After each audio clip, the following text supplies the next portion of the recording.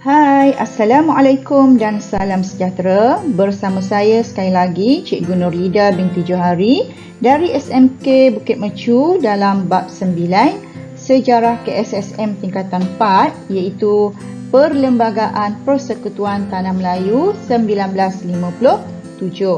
Dan topik kita pada kali ini ialah 9.3 iaitu langkah penggubalan Perlembagaan Persekutuan Tanah Melayu yang merdeka.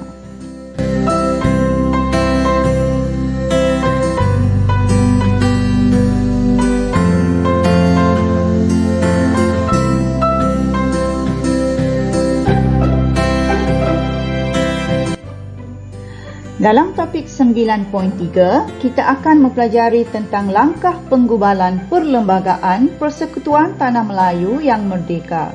Jadi anda boleh merujuk buku teks, muka surat 222 hingga 223.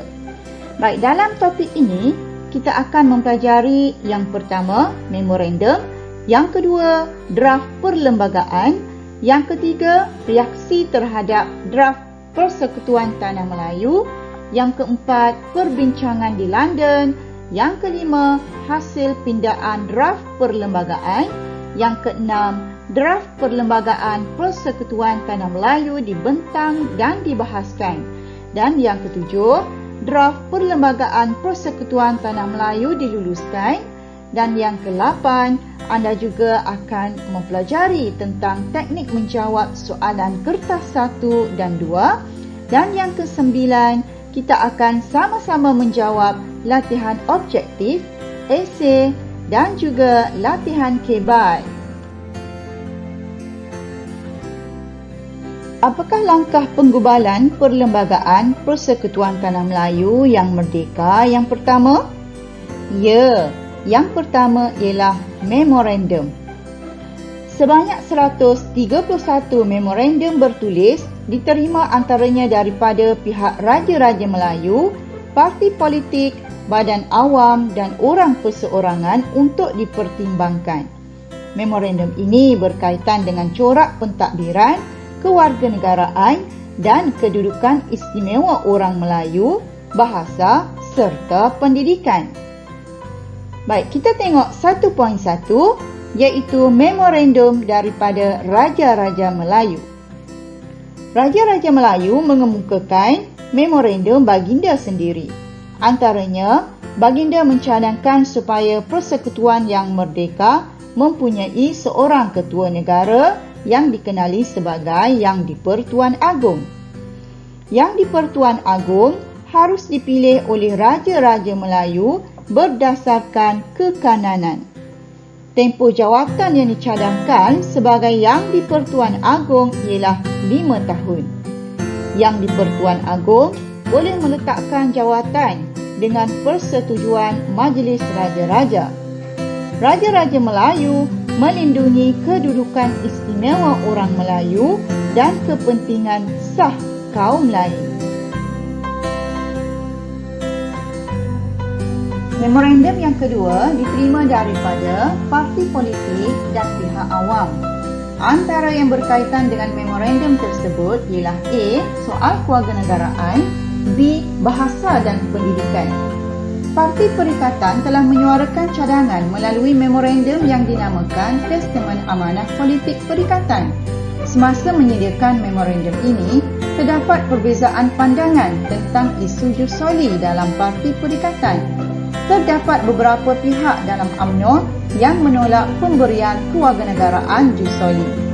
Manakala Dewan Perniagaan Melayu memohon mengetatkan soal kewarganegaraan.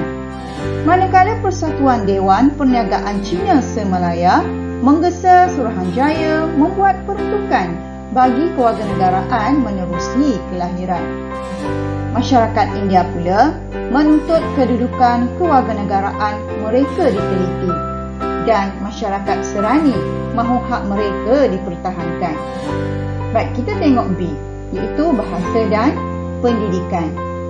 Yang pertama, memorandum daripada MCA menuntut supaya semua sekolah yang ada daripada aliran bahasa Inggeris atau vernacular perlu diteruskan. Dan memorandum juga mencadangkan supaya semua sekolah kebangsaan mempelajari bahasa Inggeris, Melayu, Cina dan Tamil. Apa pula langkah penggubalan Perlembagaan Persekutuan Tanah Melayu yang kedua? Ya, langkahnya yang kedua ialah draft perlembagaan.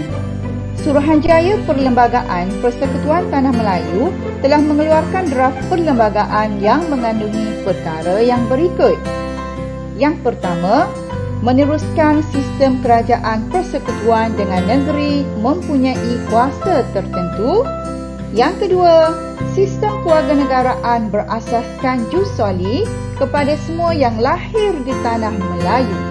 Yang ketiga, kedudukan istimewa orang Melayu diteruskan.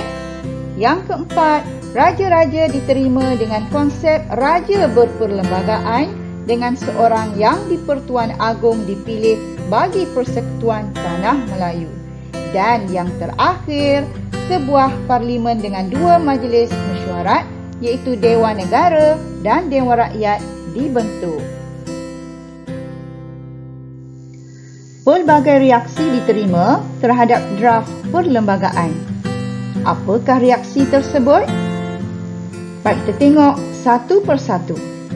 UMNO tidak bersetuju dengan konsep jus soli kerana bimbang kedudukan istimewa orang Melayu akan tergugat.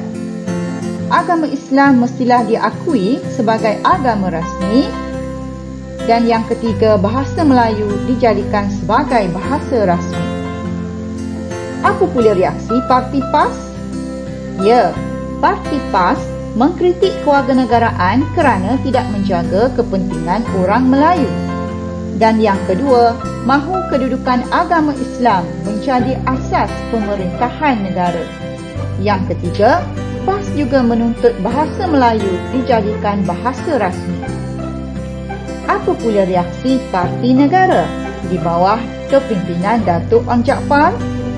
Ya, Parti Negara menolak syarat kewarganegaraan yang longgar. Pertubuhan Masyarakat Cina menginginkan bahasa Mandarin sebagai bahasa kebangsaan. Manakala MIC mahu syarat kewarganegaraan dan bahasa Tamil diberikan perhatian. Setelah menerima pelbagai reaksi terhadap draft Perlembagaan Persekutuan Tanah Melayu, maka pada 9 Mei 1957, Tunku Abdul Rahman, Datuk Abdul Razak Hussein, Ong Yok Lin dan VT Sampadan berlepas sekali lagi ke London untuk berbincang dengan Kerajaan British tentang isu kewarganegaraan dan beberapa isu yang belum muktamad. Beberapa perubahan dan pindaan dibuat pada draft perlembagaan. Hasil pindaan disembah perkenan dan dibincangkan dalam Majlis Raja-Raja. Baik, yang keenam, hasil dibentang dan dibahaskan, yang mana draft ini kemudiannya dibawa ke Majlis Perundangan Persekutuan untuk dibentangkan dan dibahaskan pada 10 Julai 1957 hingga 11 Julai 1957.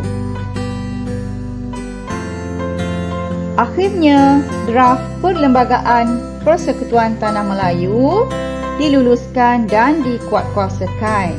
Yang mana, draft Perlembagaan Persekutuan Tanah Melayu diluluskan oleh Parlimen British di London dan kemudiannya diluluskan oleh Majlis Perundangan Persekutuan pada 27 Ogos 1957.